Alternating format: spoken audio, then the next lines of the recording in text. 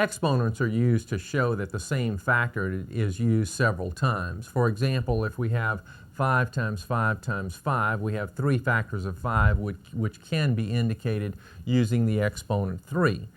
So the 5 is called the base of the exponent, the 3 is the exponent. The exponent tells us how many times the base is used as a factor. That's all there is to it. Now, these two look pretty much the same, except this one involves a parenthesis, and I'm illustrating here the most commonly made mistake in dealing with exponents. In this situation, the negative 4 is the base of the exponent. So we have 2 factors of negative 4. This really means negative 4 times negative 4. Or plus 16, positive 16. Here, this is the negative of 4 squared. Only the 4 is squared here. So this is the negative of 4 times 4.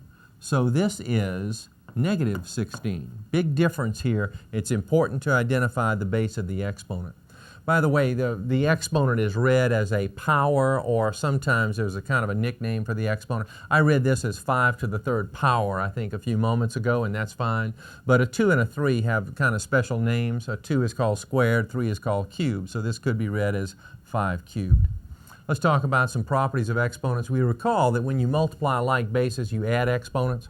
So x squared times x cubed is x to the 5th, and after all you're doing here is indicating that we have 5 total factors of x. This says we have 2 factors of x. This says we have 3. Altogether, we have 5 factors of x. When we divide like bases, we end up subtracting exponents. Fundamentally, we can think of this answer as x to the 7 minus 4. 7 minus 4 is 3. And that only makes sense because these 4 factors of x are canceling with 4 of the 7 factors of x in the numerator. So no wonder we get x cubed. A negative exponent implies a misplaced base. Basically, this x to the negative 3 means 1 over x cubed. It could also be written as 1 over x all cubed like this and would say the same thing. A 0 exponent on a base is simply a factor of 1.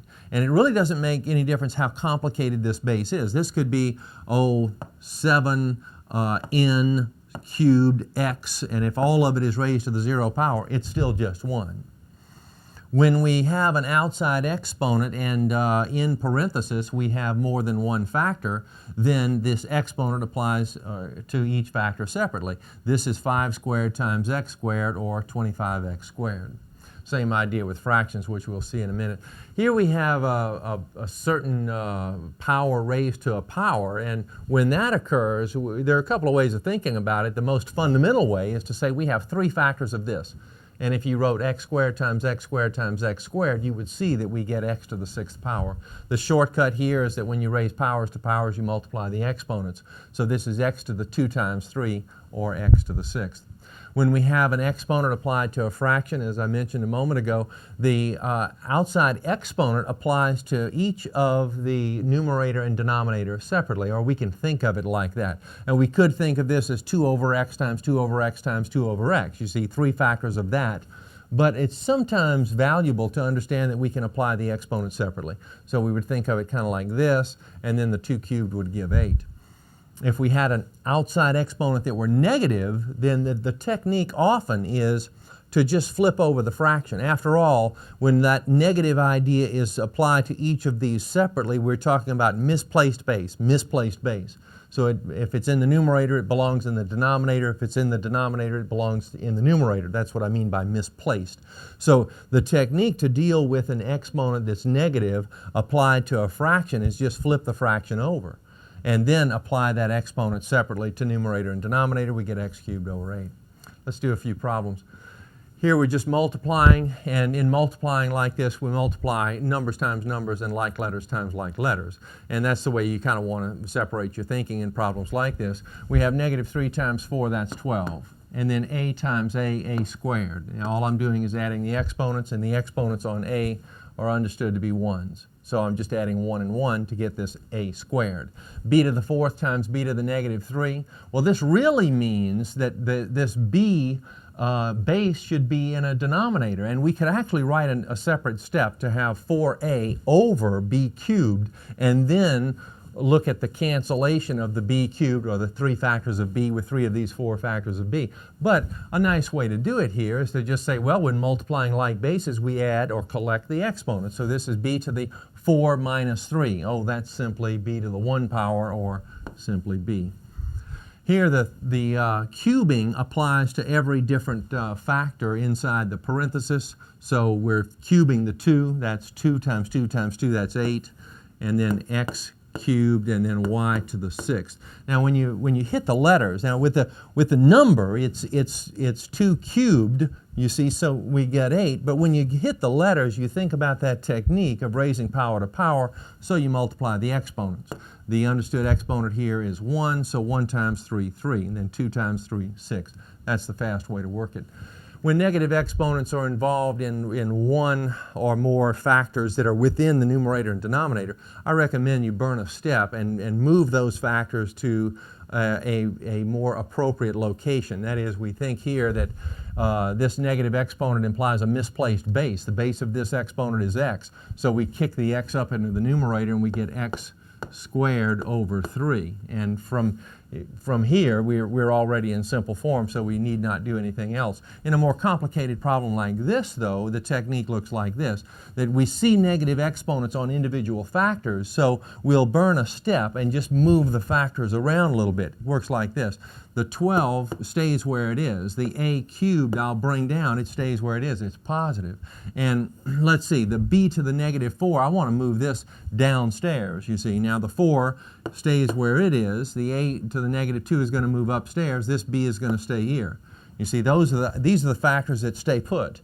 And now I'm just taking this b to the negative 4, throwing it downstairs. It becomes b to the 4th. This a to the negative 2 goes up to become a squared. And now it's pretty easy to see through the rest of the problem. The 4 and the 12 cancel, leaving 3 in the numerator. I've got, let's see, this a cubed times a squared is a to the 3 plus 2, 5. And for the b's, b to the understood 1 times b to the 4th, 1 plus 4, 5. So this is b to the 5th. In this one, we have the outside exponent is negative, and that exponent applies to a fraction. So we're going to burn a step and flip the fraction over.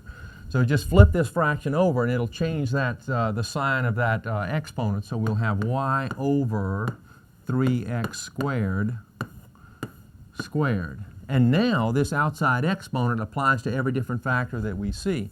So square y, and we get y squared. Square 3 to get 9, square x squared, and we get x to the 2 times 2, or x to the 4th.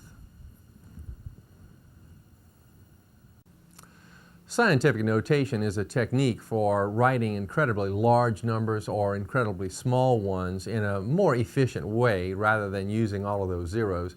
It's a technique where we use a number fundamentally between 1 and 10 and then times 10 to some exponent. For example, a number like 93 million can be written as 9.3 times 10 to some exponent, and we identify the exponent on 10 by noticing how many digits over which we need to move the decimal point. Now the decimal point is understood to be here in 93 million, and we're moving it to a position between the 9 and the 3. So we're moving it 3, 6, 7 positions, and therefore this is 9.3 times 10 to the 7th power. And for incredibly small numbers, we're moving the decimal in the other direction, and it just means that the exponent on 10 is going to be negative. But here we're going to move the decimal point to a position between the 4 and the 6. So we're moving it to this position, and we're moving it therefore 1, 2, 3, 4, 5, 6 places. So our number in scientific notation is 4.6, 4.6 times 10 to the negative 6. Now, your calculator, by the way, knows all about scientific notation. You might put 93 million into your calculator and press the mode button and then make the selection from, let's see, I think it's from normal to scientific, SCI. And it's right at the top of that display, and then go back to the main screen and press enter on 93 million, and it'll write it in scientific notation. Either E or double E are used in that kind of notation. For the TI-83 Plus, it's written on the calculator as 9.3 E 7. I think, yeah, that's the exponent on 10. But the number following the e is the exponent on 10. All right, to go in the other direction, that is to write a number that is in scientific notation in its expanded form, all we do is perform the indicated operations. Here we're multiplying 4.25 times 10 to the 5th, and when we multiply by powers of 10 like this, we're just sliding the decimal point corresponding with the exponent on the 10. So we're going to slide this decimal point 5 places to the right. This becomes 4, 2, 5, let's see, 1, 2, and we need placeholders for the other 3. So this is 425,000. When we have a negative exponent, we're just sliding the decimal point in the other direction. After all, this means, let's see, the negative exponent means misplaced base, so actually this would be 10 to the 6th down in the denominator, you see. So we're dividing by 10 to the 6th power, which is the number 1 with 6 zeros. And if we're dividing by a number which is 1 followed by 6 zeros, we're sliding this decimal point 6 places to the left. So let's see, we want the number to be written like this, and 0 point, and then some zeros, and then 1, 2. Well, how many zeros do we need? Well, let's see, we slide 1 here, and then we need 5 more. So I'm going to tack on those 5 zeros right here, and then the 1 and the 2. So this is our number in sort of an expanded form. Take a look at this pattern. This pattern involves numbers that can be written as multiple factors. We're going to get into a little discussion or a little reminder about radicals here. And this pattern, I think, will help us with the idea. 9 can be written as 3 squared, and the equal factors are 3 and 3, 3 times 3. So 3 is said to be a root of 9, and it is a square root of 9. It is a square root of 9 because it is one of 2 equal factors. You see, 2 equal factors implied by the squaring idea, square root, you see. Okay, 25 is negative 5 squared. I want to make sure we understand that a negative number can be a square root. Now, we'll talk about the radical and its implication in just a bit, but 25 is negative 5 squared like this. Negative 5 is used as 2 equal factors, you see, to give 25. Negative 5 is a root, and it is a square root. Now, 64 is 4 cubed. 4 is used as a factor 3 times. 4 is a root, and it is a cube root. It is a cube root. It is a root, you see, because of this equal factor business. It's a cube root because 4 was used as a factor 3 times to give 64. All right, 16 is 2 to the 4th power. 4 factors of 2. 2 is a root. It is a 4th root of 16. 25 is 5 squared. It's 5 times 5. 5 is a root. It is a square root. Now, I'm showing the 25 twice because I want to make it abundantly clear that there are 2 square roots for 25. Now, the request for roots is made by using a radical sign. The radical sign looks like this, as you recall. And this is read as the cube root of 27. This little squiggly thing is called a radical sign. The number under the radical sign is called the radicand. And this number up here is the index of the radical. Now, when no index is written, it's understood to be 2. This whole business is called simply a radical, with the radical sign, radicand, and index, just a radical. Now, the radical can be interpreted in this way, that when we look at this, it is a request for a number, a factor that is used 3 times. It's a request for one of 3 equal factors within 27, and that number would be 3. The cube root of negative 27, what is one of 3 equal factors that gives negative 27? Well, it's negative 3. And for the square root of 25, well, gee, we found earlier that there are really two square roots of 25.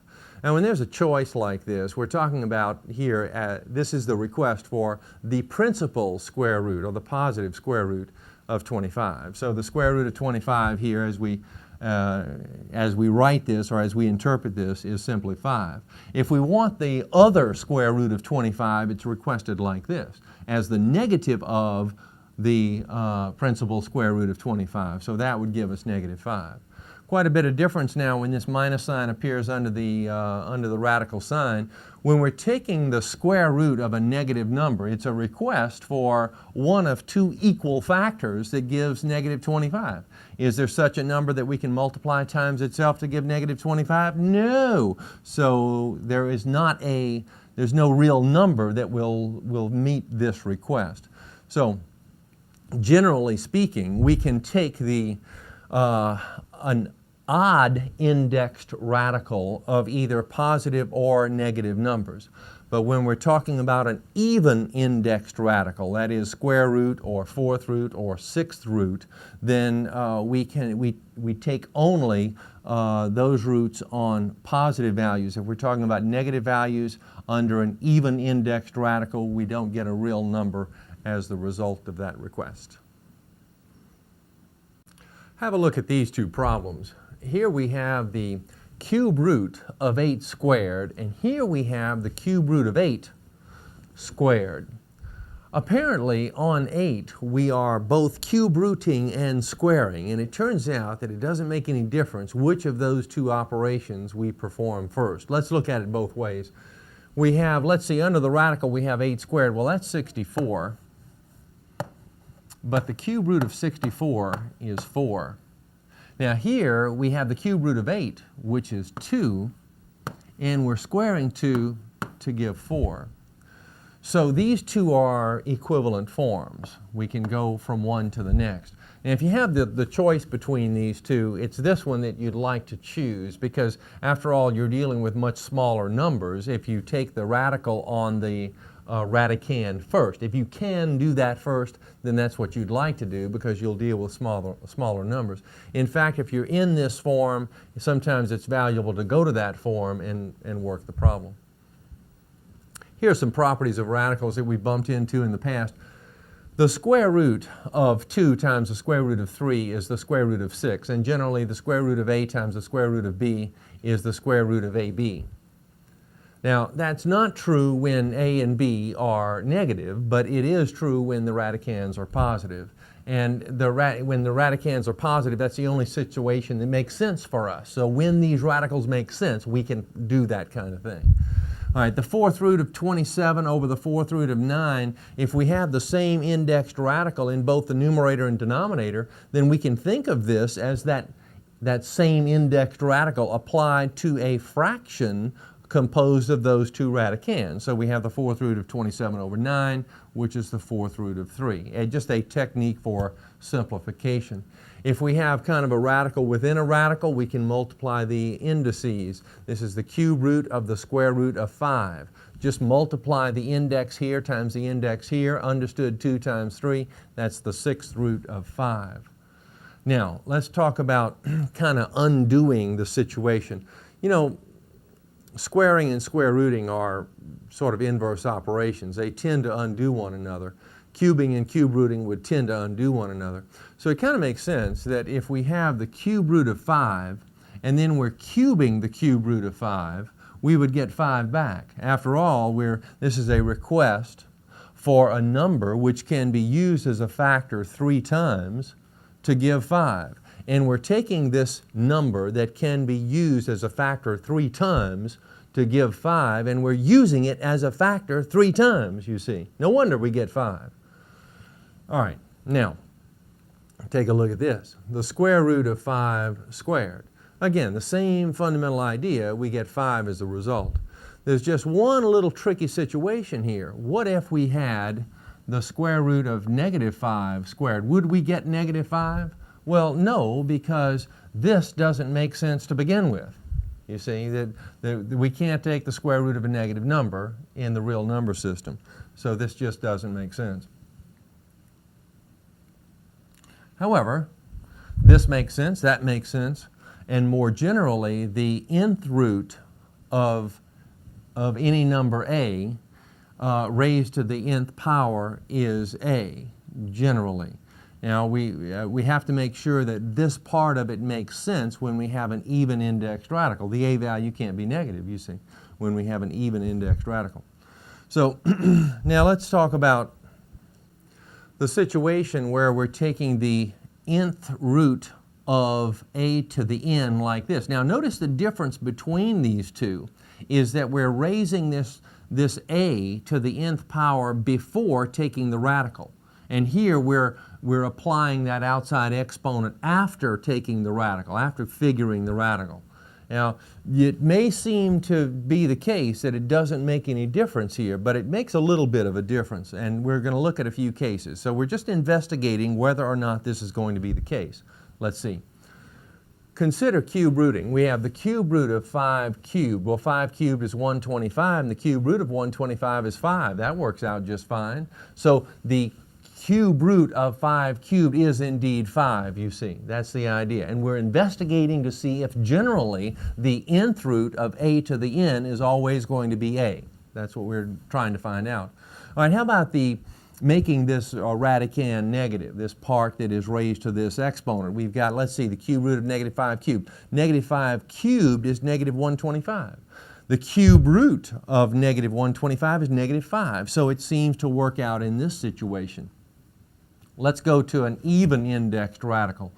We have the square root of 5 squared. 5 squared is 25. The square root of 25 is 5. Gee, it seems to work out just fine here. Look at what happens, though, when the 5, the number squared, becomes negative.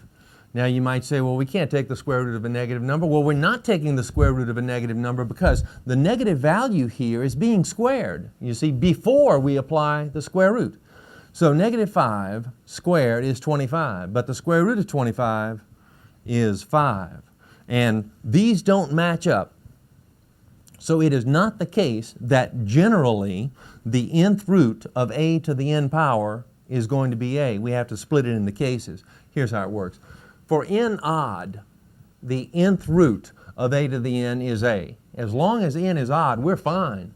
But when n is even, you see, we have the possibility of that sign changing. So we have to say that the nth root of a to the n is going to be the absolute value of a. Here, for example, I mean, this is a good example of the situation, that the n is even here, and we have the negative value squared. It becomes positive, and we have a positive value. We have the absolute value of the number we started with here. So here's how this is illustrated. Now, let's go through a couple of examples. Here we have the 6th root of y to the 6th power. So we have an even indexed radical. We have the same number here, the same exponent as we have as the index of the radical. They seem to negate one another.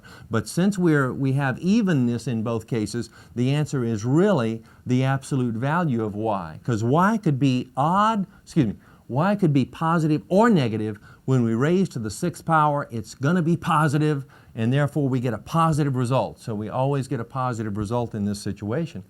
Now, on the other hand, when these two numbers happen to be odd, it doesn't matter whether this number is positive or negative. It's going to come out to be the same over here. You see, we raise, if it's negative, for example, a negative number to the 5th power, a negative number, but the 5th root of that negative number is going to be negative. So we're okay with that situation in this circumstance. Let's look at simplifying.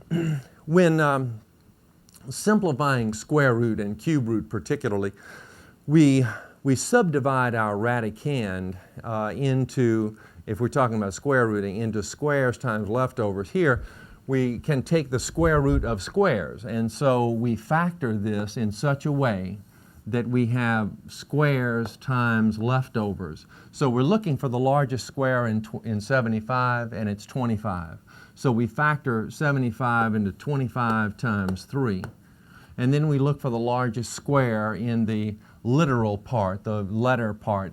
In x cubed, x squared is the largest square, and we have x as a leftover factor. Now we can take the square root of 25, it's 5, the square root of x squared is x, and left under the radical would be the 3x.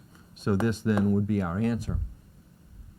Here, the same idea, 4th root of all of this. We want to separate this into, let's see, things to the 4th power times leftover things. Now let's see, I see that this is even. Maybe this has something to do with 2 to the 4th power. Let's see, 2 cubed is 8, 2 to the 4th is 16. Okay, is 16 somehow in here? Well, is this 16 times 3? Yes, so we have 16, which is 2 to the 4th power, times 3. And then x to the 4th, well, gee, x to the 4th, we can take the 4th root of x to the 4th. So now the 4th root of 2 to the 4th is 2, the 4th root of x to the 4th is x, and left under the radical is the 3. So we have 2x times the 4th root of 3. Now, we got a little problem here though. What would have happened if x was negative? See, if x were negative, you see negative whatever to the 4th power would be positive. We still have a positive number here, so it would be okay to make the calculation.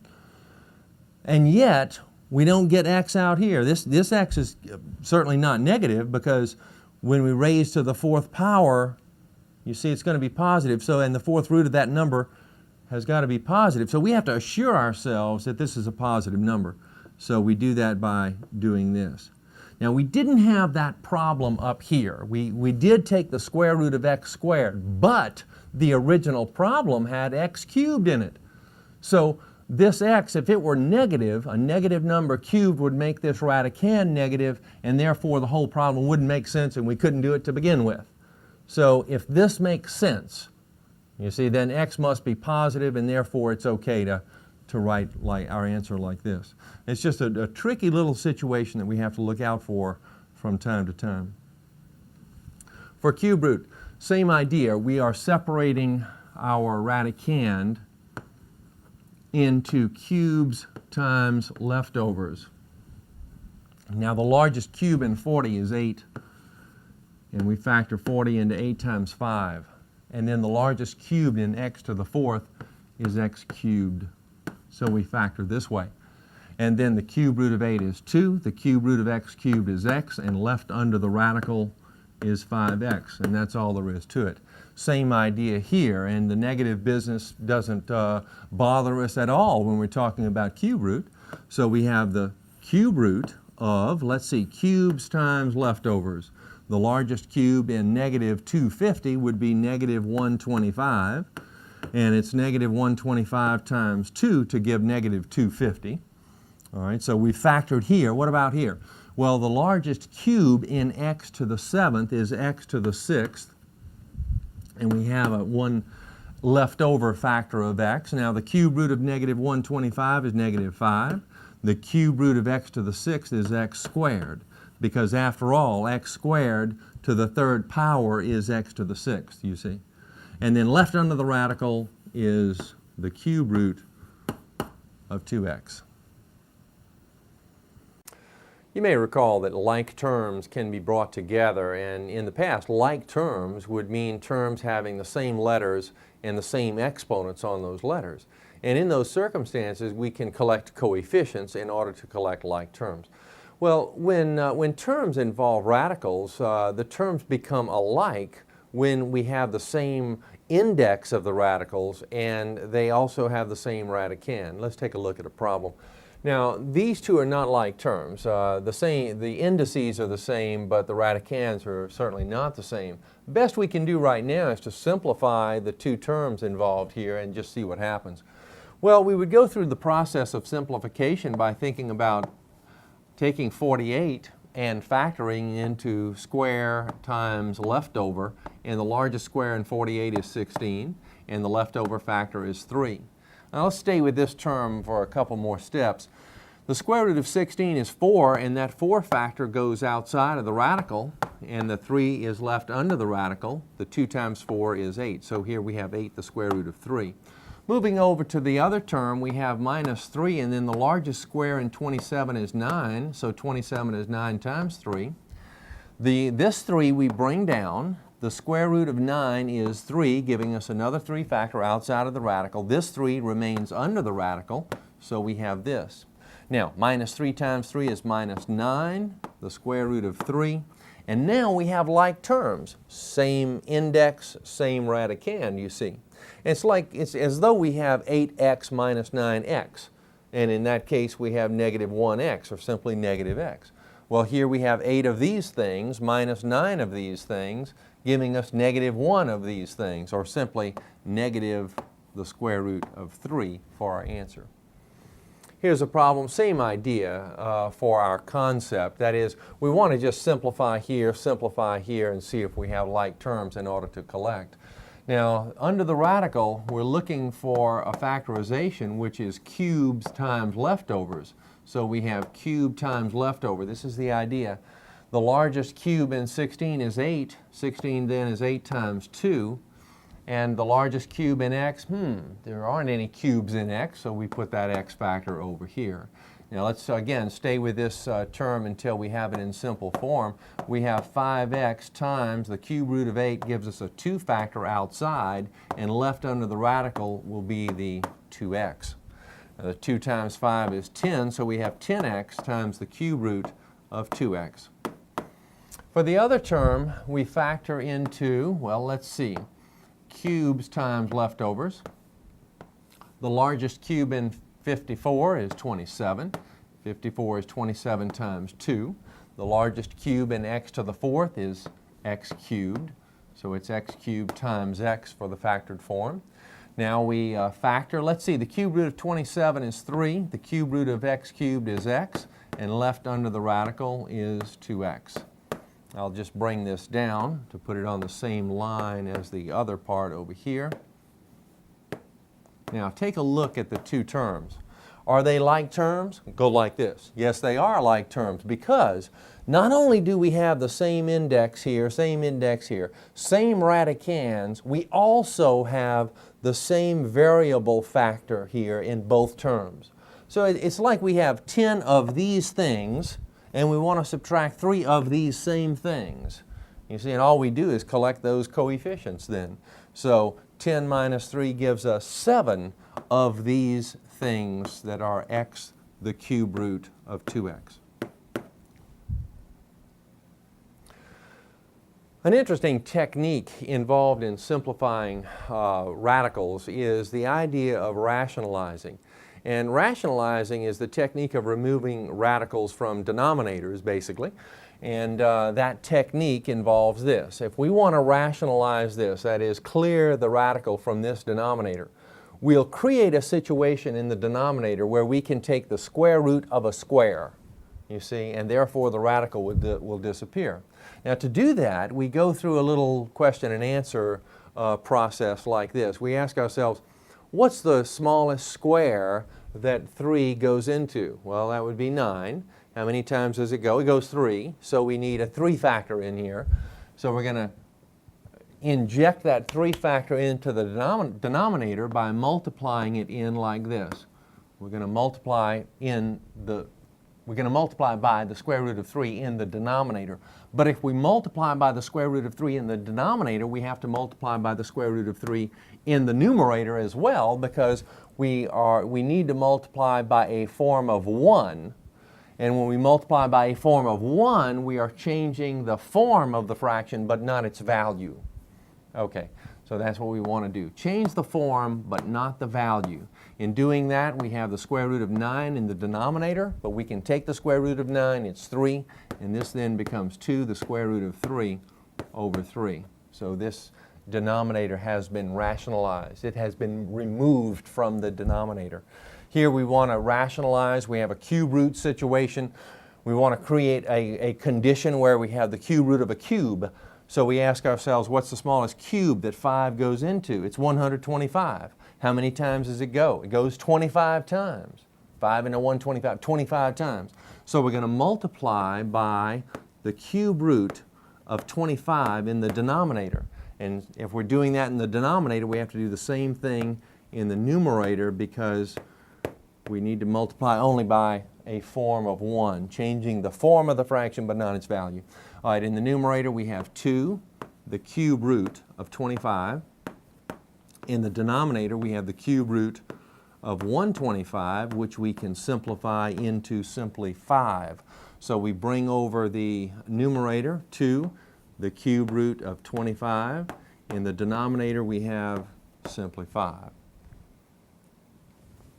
When binomials are involved and we have a radical in either or both terms of the binomial of the denominator, then we rationalize by multiplying by the conjugate of the binomial. Now the conjugate is the same binomial with a different sign. That is, the conjugate of 2 minus root 5 is 2 plus root 5. And so we're going to multiply in the denominator by 2 plus root 5. And in the numerator, therefore, we're going to multiply by 2 plus root 5. Really neat thing happens when we multiply the sum of terms times the difference of the same two terms. Remember, the middle term goes out in this situation and we get the difference of squares. You may recall that from an earlier algebra course. But if we don't even remember that, we can use the FOIL method here to multiply. That's what I'm going to do here, at least for our first example. So in the numerator we have 3 times 2 plus the square root of 5. I'm going to leave it in factored form like this, because I'm looking for a cancellation opportunity at the end of the problem. And in the denominator, I'll multiply this out. Now, using the FOIL method, 2 times 2, 4. 2 times root 5 is 2 root 5. Then minus root 5 times 2 is minus 2 root 5.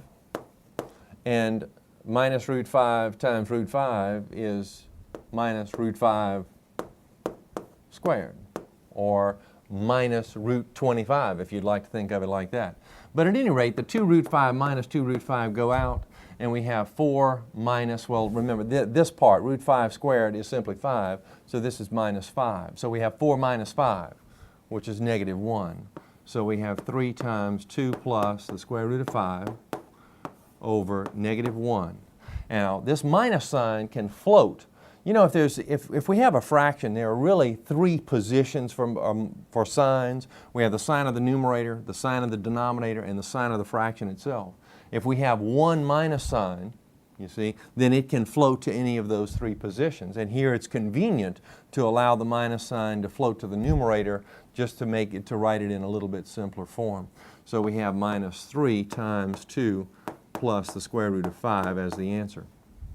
Now, back here, we could have performed this multiplication rather quickly. We could have thought about it as, well, let's see, we're multiplying the sum and difference of the same two terms. We get the difference of squares, so it would be 2 squared minus root 5 squared like that. We could go right to that step if we want to and simplify maybe a little bit faster than before.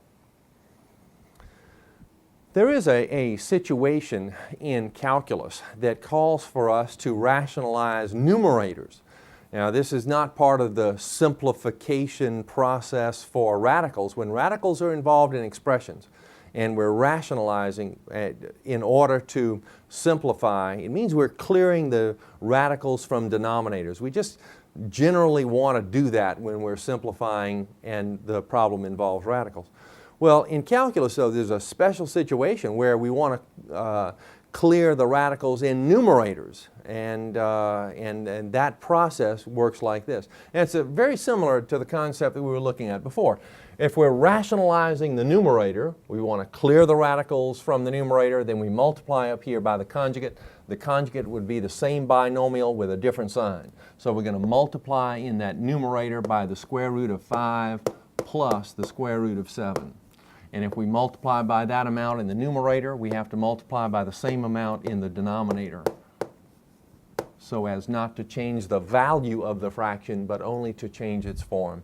All right, parenthesis around all binomials will help us with the multiplication. In the numerator, we have root 5 times root 5, root 25. Root 5 times root 7, root 35. Minus root 7 times root 5 is minus root 35. Minus root 7 times root 7 is minus root 49. In the denominator, 2 times binomial, left in factored form for a cancellation opportunity later. Root 35 minus root 35 take each other out. Root 25 is 5, root 49 is 7. So we have 5 minus 7 in the numerator, or negative 2. The 2's go out here, and we have simply negative 1 over root 5 plus root 7 for the answer. Radicals can be indicated by using fractional exponents. For example, the square root of 3 can be expressed as 3 to the 1/2 power. The important idea here is that the denominator of the fractional exponent corresponds with the index of the radical. Now, our ability to move from fractional exponent form to radical form and from radical form to fractional exponent form allows us to simplify in certain situations. For example, here we have a factor where we have a radical, and we can change that radical form into fractional exponent form like this. The 4, the index of the radical, will become the denominator of a fractional exponent. The 3 here is the power on x, and it'll be the numerator of that fractional exponent. So this factor can be expressed as x to the 3/4 power. Now we have, let's see, x to the understood 1 times x to the 3/4. Multiplying like bases, we add the exponents, so we can add 1 3/4 to get x to the 7/4. If we have a base raised to a fractional exponent, we can really think of this as having two operations applied to the base. That is, here we have squaring and cube rooting applied to the 8. And we can think about applying either of them first. That is, we can think of this situation as the cube root of 8 squared or as the cube root of 8 squared. You see squaring first here, squaring after the cube rooting in this situation. Now, either way, we get 4 as the result. The cube root of 8 is 2. 2 squared is 4. Here, 8 squared is 64. Under the radical, the cube root of 64 is 4. In this situation, we can go to a radical form by thinking, well, let's see, we have 4 is the denominator of this fractional exponent, so 4 is the index of a radical. So this is the 4th root of y cubed, and this is the 4th root of z. Well, let's see, we have 4th roots in both of these, so we can just multiply those radicands. So this is the 4th root of y cubed z. Here we have x to the 2/10 power. Well, we can think of this as a fractional exponent. Gee, 2/10 is 2 over 10 or 1/5, but that is the 5th root of x. So we can just change form, just kind of massage the situation here, and sometimes really get a good simplification of the situation. Here we have negative 32 to the negative 4/5 power. We have a lot of things going on here. And it's important when you're looking at a problem that seems to have a good bit of complication, as I think this one does, that you just pick off one situation at a time. Just do one thing at a time that you're sure of. Now, we can choose to do quite a number of things here. We could apply the 5th root here to the negative 32, or we could deal with the negative exponent. Now, do understand that this minus sign and that one are not even distant cousins. They have nothing to do with one another. They indicate entirely different things. This is saying we have a misplaced base, and this is the opposite of 32. You see, so, all right, let's just be sure of what we're going to do first. I'm going to deal with the fractional exponent. I'm going to just kick this base into the denominator. So this is just one interpretation. Now we can go into the radical form and think about the 5th root of negative 32 to the 4th power. Now that 4th power business, that 4 can either be kind of under the radical here or sort of outside. We'd like to, I think, take the 5th root of negative 32 first before we raise to the 4th power. After all, if we raise negative 32 to the 4th power, we'll deal with an incredibly large number here. So let's kind of think about it like this. All right, and therefore, let's see, we'll get the 5th root of negative 32 turns out to be negative 2. So this is negative 2 to the 4th power, and negative 2 to the 4th power is 16. So this is 1/16. Here we have the 9th root of a cubed. Let's go from the radical form to the fractional exponent form. And when we do, we have 3/9, which reduces to 1/3, which we can go back into radical form with as the cube root of a. So we create a simpler radical by just going into this other world, this fractional exponent world, and coming back out to the radical world, and we have a simpler radical. Here's one of my favorites. It's where we have a radical situation in a nested configuration. Now, there are really a couple of ways to look at this. We saw, I think, earlier that we can multiply the indices here. This is really the sixth root of 125. That is a way to look at it. But I want to show you another way to manipulate here. We can think of this as the cube root of, now, think of the square root of 125 in the form of a fractional exponent. This is really 125 to the 1/2. And now think about this. This cube rooting business indicates a fractional exponent. So this is really 125 to the 1/2 to the 1/3.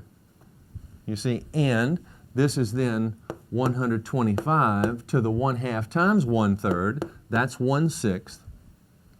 And this is really then the sixth root of 125, which we could have seen from the very beginning. All right, just a lot of manipulation here.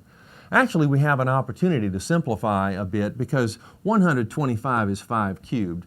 So we can think of this as the sixth root of 5 cubed, but let's go back into the fractional exponent form. This is 5 to the 3/6 power, but 3/6 is 1/2. So this is 5 to the 1/2, or the square root of 5 in simple form. Now we could have arrived at the square root of 5 a lot sooner had we taken a different tactic here and manipulated the 125 as 5 cubed a little bit early on, but I just wanted to show you a lot of different manipulation opportunities here.